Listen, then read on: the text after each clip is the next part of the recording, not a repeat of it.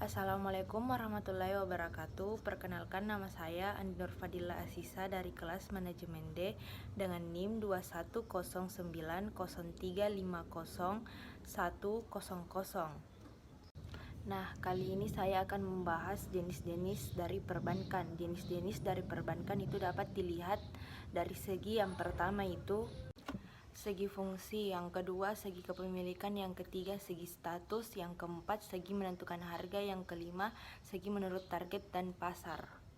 Yang pertama itu kita akan membahas segi fungsi yang terbagi menjadi tiga. Yang pertama itu Bank Sentral. Bank Sentral bertanggung jawab atas kebijakan moneter seperti stabilitas mata uang, stabilitas perbankan, dan sistem finansial secara keseluruhan di sebuah negara. Yang kedua itu Bank Umum. Bank umum adalah bank yang melaksanakan kegiatan usaha secara konvensional dalam kegiatannya memberikan jasa pembayaran umum. Dalam pengumpulan dananya, bank umum menerima simpanan dalam bentuk giro dan deposito. Contoh bank umum di Indonesia adalah Bank Niaga, Paninbank, Lipombank, dan sebagainya. Yang ketiga itu adalah Bank Pengkreditan Rakyat atau BPR, bank yang melaksanakan kegiatan usaha secara konvensional atau berdasarkan prinsip syariah yang dalam kegiatannya tidak memberikan jasa dalam lalu lintas pembayaran. Singkatnya, BPR tidak menerima simpanan berupa giro, kegiatan falas, dan peransuransian. Yang kedua, kita akan membahas segi kepemilikan yang terbagi menjadi 4 bagian. Yang pertama, bank pemerintah. Bank yang seluruh atau sebagian besar kepemilikannya dimiliki pemerintah dan biasanya disebut sebagai bank BUMN, badan usaha milik negara. Contoh bank pemerintah yaitu Bank Mandiri, BRI, BNI, dan BTN. Selain pemerintah pusat, pemerintah daerah juga memiliki bank pemerintah daerah. Contoh bank pemerintah daerah yaitu Bank Jatim, Bank NTB, dan lain-lain. Yang kedua, bank swasta nasional. Bank yang sebagian besar kepemilikannya dimiliki pihak swasta atau pengusaha asal Indonesia. Contohnya seperti BCA, Bank Maspion, Bank Ganesha, dan masih banyak lagi. Yang ketiga, bank asing. Bank asing yang kepemilikannya dipegang oleh pihak asing dan memiliki cabang pada suatu negara di luar negara asalnya. Contoh bank asing yang ada di Indonesia seperti ICBC Indonesia, HSBC, Bank of America, Standard Chartered, dan sebagainya. Yang keempat, bank campuran.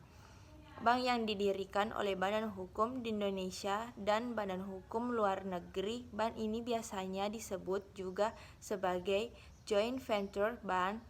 Contohnya seperti Bank Ciem Niaga.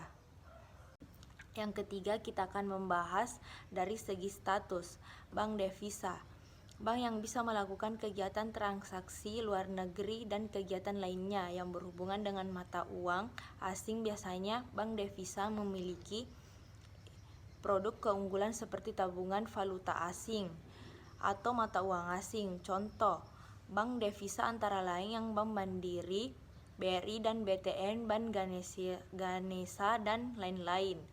Bank non devisa, bank yang bisa melakukan kegiatan transaksi luar negeri dengan wilayah terbatas pada negara tertentu saja. Contoh dari bank non devisa adalah Bank Yuda Bakti, Bank Harda Internasional, dan lain-lain. Yang keempat, kita akan membahas segi menentukan harga. Bank konvensional. Bank konvensional adalah bank yang dalam sistem operasinya menerapkan metode bunga dalam penentuan harga. Sistem penggunaan bunga sudah lama ada. Sedangkan bank syariah adalah jenis bank yang penentuan harganya ditentukan menggunakan sistem bagi hasil yang dilakukan pada kesepakatan antara pihak bank dan nasabah. Yang kelima, kita akan membahas segi menurut target dan pasar yang terbagi menjadi tiga. Yang pertama, retail bank.